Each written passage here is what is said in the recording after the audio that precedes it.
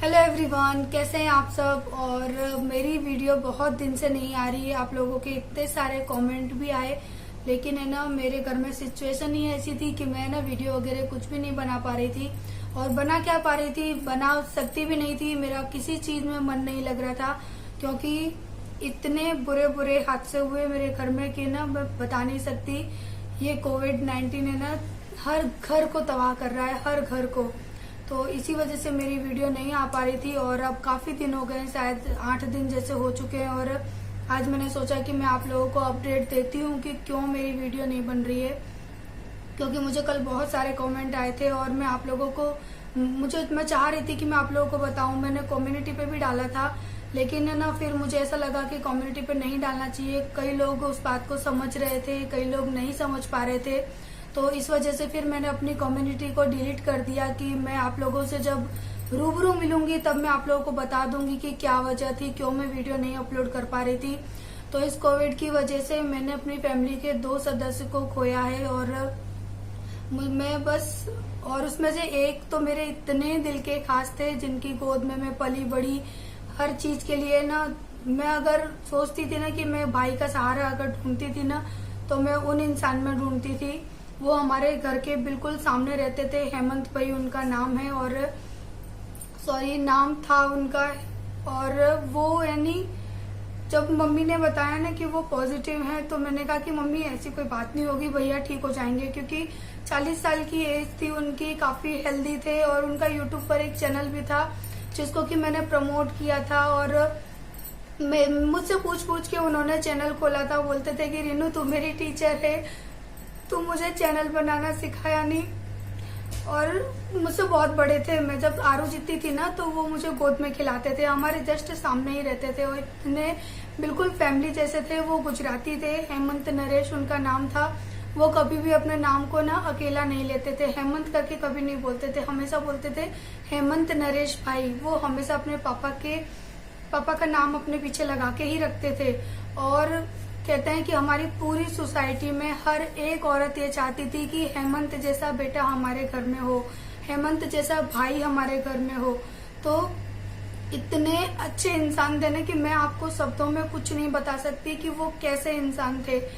उनका जाना मेरे लिए, मेरी फैमिली के लिए, मेरी सभी बहनों के लिए, मेरे जीजाओं के लिए, सबके लिए इतना शॉकिंग था ना कि जब मम्मी ने मुझे बताया ना फोन करके कि रीनू तू अपने दिल को थाम लेना, बहुत कट्ठन मन से तू इस बात को सुनना। मैंने कहा मम्मी ऐसा क्या हो गया, प्लीज बता। तो मैंने कहा मुझे बहुत घबराहट हो रही है। तो उन्होंने जब बताया कि इस तरह से हेमंत भाई नहीं रहे, मैं सच में मैं बता नहीं सकती कि मेरा उनसे कोई खून का रिश्ता नहीं है, कुछ नहीं था। लेकिन फिर भी वो दिल के इतने करीब थे ना। तो 2 दिन तक तो मेरा किसी चीज में मन नहीं लगा। लेकिन वही है कि हमको जो जिंदगी की रियलिटी है उसको अपनाना है। और बस मैं भगवान से यही कहूंगी कि अब इस चीज को मेरे घर में रोक दे। और उसी दौरान मेरी चाची सास का भी देहांत हो गया। वही रीजन कोविड-19, मेरी चाची सास का भी देहांत हो गया। खास चाची सास जो कि आप लोगों ने मेरी वीडियो में उनको काफी बार देखा भी होगा, तो वो भी खत्म हो गए। इसी वजह से उनकी भी कोई एज नहीं थी, मुश्किल से 45 या 48 साल की होंगी। हालांकि वो मेरी चाची सास थी, लेकिन उनकी एज नहीं थी, क्योंकि पुराने जमाने में बहुत जल्दी जल्दी शादी कर दी जाती थी। उनकी भी एज नहीं थी। बस 2 दिन बुखार आया और तीसरे दिन उनकी, चौथे 5वें दिन उनकी डेथ हो गई। इस तरह से ये 8 दिन हमारी जिंदगी के इतने बुरे भी थे। और उसी दौरान पापा को भी बुखार आ गया। पापा की भी हालत बहुत गंभीर थी। तो बस हमारा पूरा ध्यान बस पापा के ऊपर हो गया कि बस कैसे भी करके हम पापा को बचा लें, पापा ठीक हो जाएं। और बस भगवान की दुआ है, अब हमारे पापा ठीक हैं, खाना पीना खा रहे हैं, फीवर भी नहीं आया उनको, सर्दी खांसी जुकाम कुछ भी ऐसा उनको नहीं रहा। दिन रात एक कर दिए जय ने, भाग दौड़ करके जो दवा जहाँ से अवेलेबल हो रही थी वहां से ला रहे थे। और बस आज पापा ठीक है तो दिल में सुकून है कि चलो कम से कम पापा ठीक हो गए। यहाँ ससुराल, वहाँ मायके में मेरी पूरी फैमिली पॉजिटिव थी। मेरी मम्मी को छोड़ के मेरा भाई, मेरे पापा, मेरा बड़ा भाई, मेरे बड़े भाई की पूरी फैमिली तो वो जो 8 दिन है ना वो इतने बुरे बीते ना, उसमें उस दौरान आप खुद ही बताइए कि मैं कैसे वीडियो बनाती, मैं क्या आप लोगों के साथ शेयर करती। पूरा दिन रो रो कर बीत रहा था, रातें जग जग कर बीत रही थी। हर वक्त जब आंखें खोलती थी ना तो यूं लगता था कि फोन करूं, किसी को कुछ हुआ तो नहीं, मैं इसकी खबर पूछूं, मैं उसकी खबर पूछूं। पूरा दिन मेरा फोन पे बीत जाता था। चाची सास का देहांत हुआ, और चाची सास मैं बता देती हूँ यहाँ नहीं रहती हैं, गाँव में रहती हैं। आप में से मेरे कितने व्यूअर जानते होंगे, वो गांव में रहती हैं। और वो जो पल था ना, हे भगवान, मैं तो बस ये कहती हूँ आप इस कोविड-19 को बंद कर दे। इतनी मौतें मेरे गांव में हर रोज 2 से 3 मौत, हर रोज 2 से 3 मौत हो रही है। लास्ट ईयर जब ये कोविड-19 आया था ना, तब मेरे गांव में आप लोग कहते थे ना कि आप तो एकदम केयरफुल नहीं रहते, आप कितना केयरलेस रहते हो। मेरे गांव में एक इंसान पॉजिटिव नहीं था, आसपास के एरिया में कोई पॉजिटिव नहीं था। लेकिन इस बार जो ये प्रधान के चुनाव हुए ना, उसके चक्कर में बाहर से लोग आए, दिल्ली से, बॉम्बे से, गुजरात से, पता नहीं कहाँ से लोग आए। और मेरे गांव में इतनी प्रॉब्लम क्रिएट हो गई है कि 4-5 घर छोड़ के एक इंसान की डेथ हो रही है। अभी कुछ दिनों में 70 से 80 इंसान की डेथ हो चुकी है हमारे गांव में। तो आप लोग सोच सकते हो कि क्या माहौल होगा घर का, वहाँ गांव का क्या माहौल होगा। और उसी बीच हमारी चाची सास भी हमको छोड़ के चले गए। सो इतना सब कुछ हुआ जो कि कभी सोचा नहीं था कि इतना सब कुछ हो जाएगा, और मेरी फैमिली के बीच में। और आप लोग प्लीज, हाँ मैं ये भी बता देती कि आप लोग ये मत सोचना कि हम लोग केयरलेस रहते हैं, क्योंकि लास्ट ईयर हमारे वहाँ पे इतनी प्रॉब्लम नहीं थी जितनी की इस साल हुई है। तो भैया इस बार तो हम लोग इतना ध्यान रख रहे हैं कि मैं आप लोगों को बता नहीं सकती। जे थोड़ा सा भी घर से बाहर निकलते हैं ना, मेरे दिल धक धक बोलता है कि नहीं जे, पता है एक मन क्या करता है कि नहीं तुम मत जाओ कहीं भी। बहुत ही ज्यादा इस बार डर लग रहा है, बहुत ही ज्यादा घबराहट हो रही है, क्योंकि इस बार जो हुआ है ना वो बहुत ही भयानक स्थिति है। कभी सोचा नहीं था कि इतना सब कुछ होगा। और न्यूज वगैरह देखो तो आप लोग खुद ही समझते होंगे कि क्या हो रहा है। मैं तो इतनी परेशान थी, मेरे पापा इतने सीरियस हो गए थे। डॉक्टर ने उनको बोला था कि 40,000 का एक इंजेक्शन आता है, वो आपको लगवाना पड़ेगा। मैंने बोला मम्मी कुछ भी करो, कैसे भी करो, लेकिन इनको सही कर लो। लेकिन वही है कि भगवान ने सुन ली। अभी उनकी हालत इतनी ठीक नहीं है, लेकिन हाँ पहले से ठीक है। लेकिन मेरे पापा अभी भी बहुत ज्यादा सीरियस हैं, और मैं यहाँ इतनी दूर में जा भी नहीं सकती।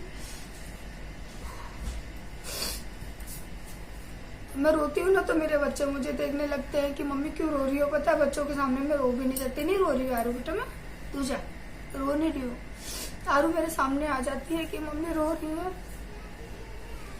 तो बस है ना, आ रही बेटा आ रही हूँ, मैं भी आती हूँ। तो मोलू आ गया था, और बस यही सारी बातें थी जो मैं आप लोगों को नहीं बता पा रही थी। और इस कोविड-19 ने उनकी यानी हेमंत भाई की हंसती खेलती पूरी जिंदगी, पूरा घर तबाह कर दिया। वो पता है इकलौते लड़के थे अपने घर के, अपने पूरे खानदान के इकलौते लड़के थे। और उससे भी पता है हेमंत भाई के साथ तो जो हुआ सो हुआ। लेकिन उनका जो बेटा है ना वो 15 या 16 साल का है अभी, और वो भी पॉजिटिव है। उसको भी मम्मी बता रही थी कि ऊपर रूम में ना उसको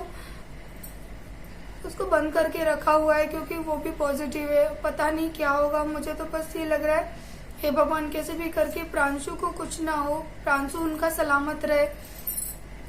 बस भगवान से आप लोग भी दुआ करना कि प्रांशु को कुछ ना हो, क्योंकि आज हेमंत भाई अगर नहीं है हमारे साथ तो कम से कम भाभी और आंटी जो हेमंत भाई की मम्मी है उनका सहारा कम से कम प्रांशु तो है। और जिस वक्त मम्मी बता रही थी ना मुझे फोन पे, मम्मी इतना रो रही थी, बोल रही थी कि ऐसा लग रहा है जैसे कि बिल्कुल वो सो रहे हैं इस वक्त। ऐसा लग ही नहीं रहा था कि उनको कुछ हुआ है। और बहुत उन्होंने इलाज किया, उनको भी यही प्रॉब्लम थी कि लास्ट मोमेंट पे उनका ऑक्सीजन लेवल बहुत ज्यादा लो हो गया था। और हर तरह की उन्होंने दवा कराई। हर सतीश शाह हमारे वहाँ के जो नेता वगैरह है सबसे उनकी पहचान थी, लेकिन फिर भी वो नहीं बच पाए। जब मैंने अपनी बहन को ये चीज बताई तो मेरी बहन, मेरे जीजा जी, उनके बच्चे सब इतना रोने लगे ना, क्योंकि हम जब भी ये ससुराल से मायके जाते थे ना तो एक भाई का फर्ज निभाते थे। कभी भी जरूरत होती थी ना तो बस उनसे हम बोलते थे कि हेमंत भाई हमको इस चीज की जरूरत है, तो बोलते ले जाना बेटा तेरे लिए काम बना है। यानी जो कहते ना कि देवता इंसान थे वो। सो उनका जाना इतना ज्यादा खल रहा है ना, मैं ये सोच रही कि जब मैं कभी भी अहमदाबाद जाऊंगी तो मैं कैसे उनके घर में देख पाऊँ, क्योंकि हम लोग तीनों बहनें, हम लोग जब घर में जाते थे ना और जैसे ही हम अपने ऊपर वाले रूम में जाते थे तो वहां से जाके बोलते थे हेमंत भाई हम आ गए, तो बोलते हैं अरे वाह कब आई तू। और अब हम जाएंगे तो अब हमको कौन ऐसे बोलेगा। बोलते थे कि रीनू तू बहुत वेट करती है, मुझसे बोलते थे कि रीनू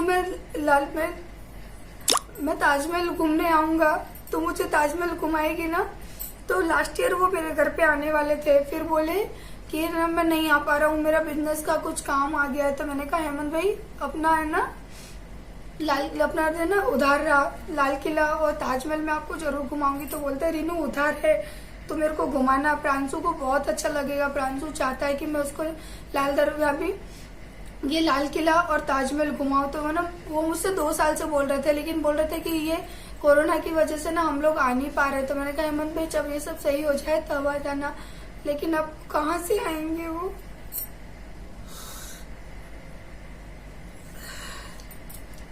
आरू देख तो बेटा कौन आया, दूर से देखना, मास्क लगा लेना बेटा, मास्क लगा के दूर से पूछना।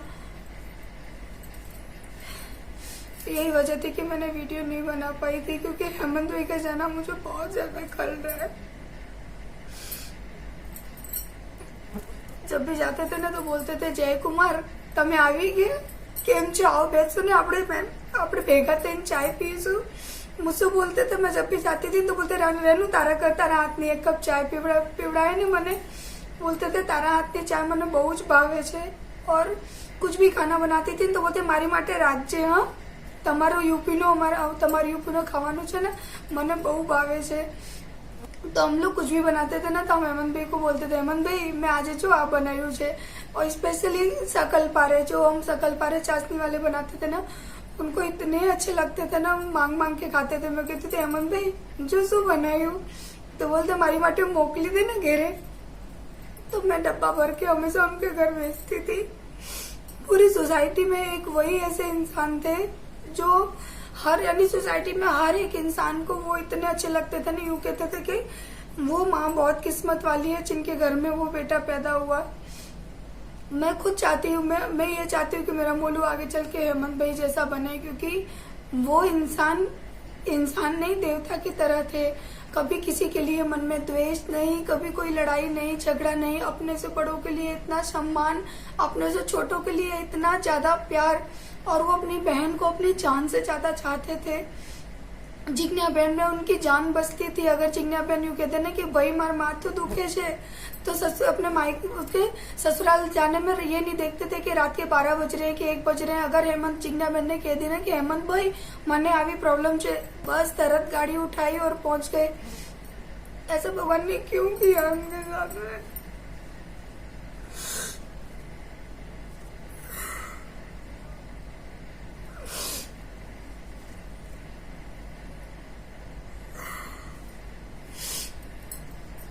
पूरी फैमिली मेरी परेशान, पूरी फैमिली में सबको बुखार आ रहा था। लेकिन अब इतना है कि मेरी फैमिली में तो सब ठीक है, मेरा भाई ठीक है, मेरी भाभी ठीक है। देखो मैं चाहूँ आऊँ वो बात एक अलग बात है, लेकिन कहते हैं ना कि परिवार में हम किसी को नहीं चाहेंगे कि किसी को तकलीफ हो, चाहे हमारा आना जाना किसी से हो या ना हो, चाहे कुछ भी हो। लेकिन बस भगवान से यही दुआ है कि पूरी फैमिली मेरी ठीक हो जाए, पूरी फैमिली सही हो जाए। और मेरे ससुर जी तो अब ठीक है, खाने पीने लगे हैं। वरना इन 4 दिनों में हम इतने घबरा गए थे ना हमारे ससुर जी को लेके। लेकिन भगवान ने सुन ली कि हमारे घर में ऐसी कोई हानि नहीं हुई। लेकिन हमारी फैमिली का एक हिस्सा, हमारी चाची सास तो हमको छोड़ के जा चुकी है। उनके घर में उनके बच्चे इतना रोते हैं, बोलते हमारी अम्मा बहुत अच्छी थी, हमारी अम्मा बहुत अच्छी थी। मैं जब गई ना तो मेरी भतीजी इतना रो रही थी, बोल रही थी कि हमारी अम्मा बहुत अच्छी थी चाची। और वाकई वो इतनी अच्छी थी ना, कभी तीनों बहुओं में उन्हें लड़ाई नहीं होने दी, हमेशा अपनी तीनों बहुओं को संभाल के रखती थी। और उनके घर में कोई भी बात हो जाए ना तो कभी बाहर वाले उनके घर का कोई तमाशा नहीं देख सकते, इतने अच्छे से अपने घर को वो संभालती थी। लेकिन कहते हैं ना कि भगवान को बस जिसका घर अच्छा दिखता है ना, भगवान उसी के घर जाके अटैक कर देता है कि इसका घर सही कैसे चल रहा है। तो वही भगवान ने किया। तो बस यही वजह थी कि मैं वीडियो नहीं बना पा रही थी। और अब मैं 1-2 दिन से कंटिन्यू करूंगी, क्योंकि अब इस बात को 8 दिन हो चुके हैं। और इंसान को अगर जीना है तो अपना काम करना है। काम नहीं करेंगे तो बच्चों का पेट कैसे पालेंगे, अपना घर का खर्चा कैसे चलाएंगे। सारी चीजें, बहुत सारी चीजें ऐसी होती है जिंदगी में कि हमको ना अपने दिल को बहुत मजबूत करके, अपनी आंखों को सुखाकर हमको सारे काम करने पड़ते हैं। सो प्लीज आप लोग भी अगर शहर में रहते हो या गांव में रहते हो तो प्लीज अपना ध्यान रखना। और अब हम लोग पानी का जो काम करते हैं ना तो मास्क लगा कर जाते हैं, हाथों में सैनिटाइजर, जैसे अगर हम पैसे भी लेते हैं ना तो उसी पहले सैनिटाइजर डाल लेते हैं, उसके बाद हम पैसे छूते हैं। बहुत ज्यादा हम लोग भी केयरफुल रह रहे हैं, क्योंकि लास्ट ईयर के कोविड-19 में और इस समय के कोविड-19 में बहुत ज्यादा अंतर है। ये बहुत ज्यादा खतरनाक है। तो घर से बाहर तभी निकलो जब जरूरत हो। बेवजह आप लोग कोई भी घर से मत निकलो, क्योंकि हम भी कहीं नहीं जा रहे हैं। यहाँ तक कि मेरी चाची सास की डेथ हुई है ना तो केवल जे अकेले जाते हैं और जो भी काम वगैरह हैं वो करके आते हैं। हम लोगों को भी नहीं ले जाते हैं, क्योंकि मेरे साथ 2 छोटे बच्चे हैं तो मुझे नहीं लेकर जाते हैं। बस मैं उसी दिन गई थी जिस दिन उनकी डेथ हुई थी। बोलते हैं कि तू तो चली जाएगी, लेकिन तेरे साथ मोलू है, आरू है, तो उनको लेके कैसे जाएगी। परिवार में भी कोई किसी के नहीं आ जा रहा है। ये कैसी दुविधा भगवान ने लाकर खड़ी की है।